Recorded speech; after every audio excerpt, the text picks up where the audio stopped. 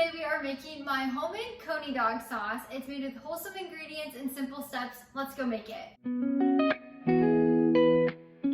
can find my full written recipe link down in the description below. You can click that link, it'll take you over to the blog where you can print and save anytime. You'll need a medium-sized skillet, and then I have been heating this over medium heat for a few minutes. So now we're gonna add in half of a pound of ground beef, so just add that in.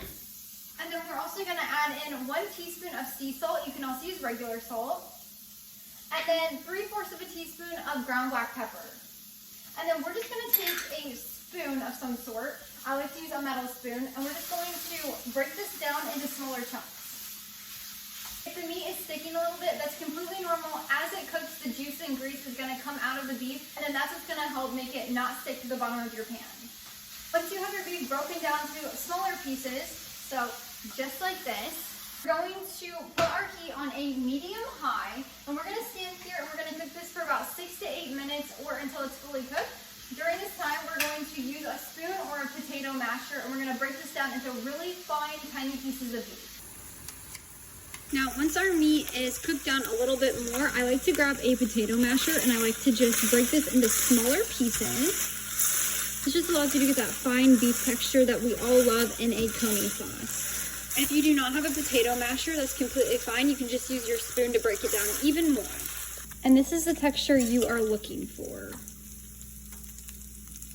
Now, when your beef is completely cooked, we are going to remove the beef and put it in a separate bowl, but we're gonna keep the grease in the pan. So this adds a lot of flavor to our Coney sauce. Instead of adding in more oil to cook our onions down, we're just gonna use the natural grease out of the beef. Now, if you'd like to discard about half of the grease that's in your pan, you're more than welcome to. I personally like to leave it all in here. It adds so much flavor, all that salt and pepper stays. So to do this, you're just going to push your beef to one side of the pan. This is the easiest way I found to do this.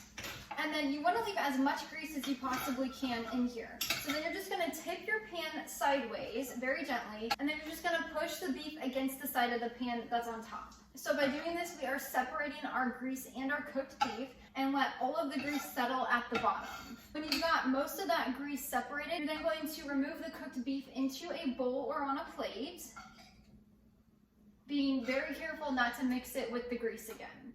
If this seems too complicated, totally fine. You can just put a lid on your skillet and drain out the grease into a little bowl, and then you can remove your beef when you're done with that, add the grease back in. That's another quick and easy way to do this. Once you've got most of the beef out of here, there's a few little pieces in there, it's totally fine. But once you've got the majority of the beef out of here, you're just gonna set this aside.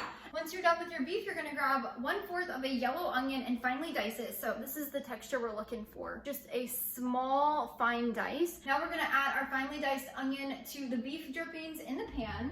And then you're gonna wanna cook this over medium heat for about 2 to 4 minutes until the onions are translucent, or you can kind of see through them.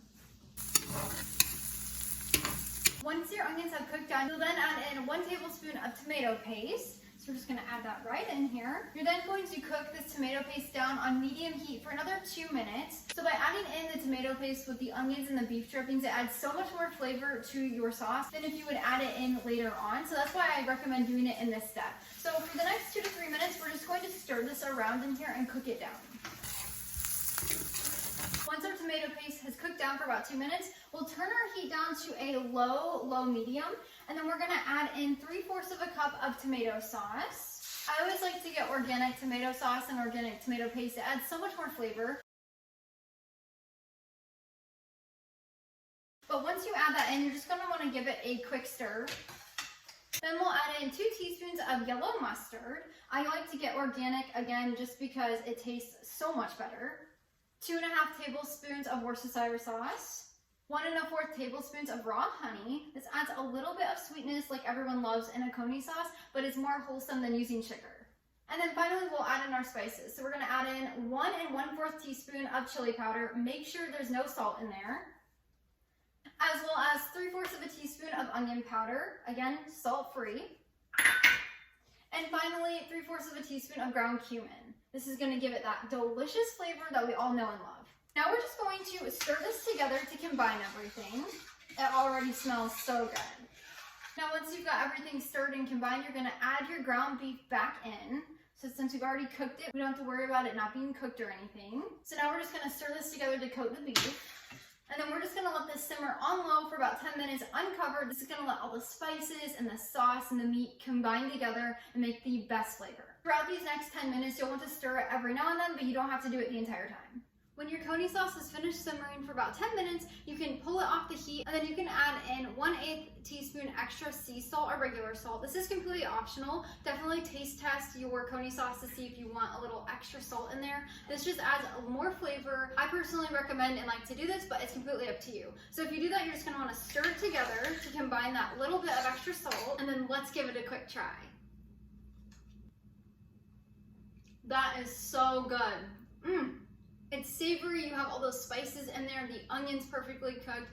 You are gonna love this sauce. It's easy to make and it's so delicious. Now, you could eat this with a spoon by itself if you want to. I've done that before. You can also use it for nachos, so you can put tortilla chips down or your favorite chips and put your Coney sauce on top with some shredded cheese. That would be really good. But the most classic and traditional way to enjoy Coney sauce is a Coney dog. So I have some homemade sourdough hot dog buns that I just whipped up. I'll leave my hot dog bun recipe linked down in the description below, as well as I have a video, so I'll put it up here somewhere and you can click on that.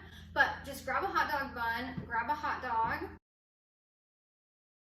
and then top it with some Coney sauce. They are amazing. This is a Midwestern staple. A lot of people think of Coney dogs when they think of New York City, but it's actually from Detroit. I thought they were from New York this entire time, but they're from the Midwest, which is why growing up in Indiana, I ate them all the time. And that's how you make my homemade Coney sauce. I hope you love this recipe as much as we do. Until next time, go bring life into your home to the kitchen.